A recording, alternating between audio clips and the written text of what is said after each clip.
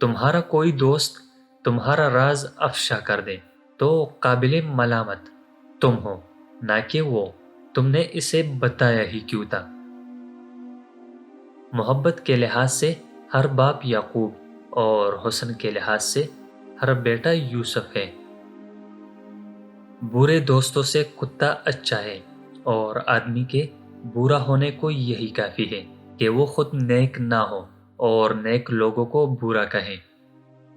جس نے محفل میں اپنے آپ کو برا کہا، در حقیقت اس نے اپنی تعریف کی، اور یہ ریا کی علامت ہے۔ جھوٹا سب سے پہلے اپنے آپ کو نقصان پہنچاتا ہے۔ جس کے پاس سب کچھ ہو وہ اسے چھپاتا ہے، اور جس کے پاس کچھ نہیں وہ شور مچاتا ہے۔ اسرار کا چھپانا ابرار کا کام ہے۔ عمل صالح وہ ہے جس میں 4 چیزیں ہوں: علم، نیت، صبر اور اخلاق۔ جس کے دل میں اللہ کا خوف نہیں وہ عالم نہیں۔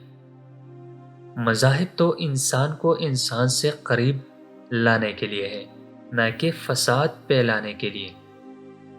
نظر اس وقت تک پاک رہتی ہے جب تک جھکی رہے۔ نہ جھوٹی قسم کھاؤ اور نہ خدا کے نام کو قسموں کے لیے تختہ مشق بناؤ، اور نہ جھوٹے لوگوں کو قسمیں کھانے پر آمادہ کرو۔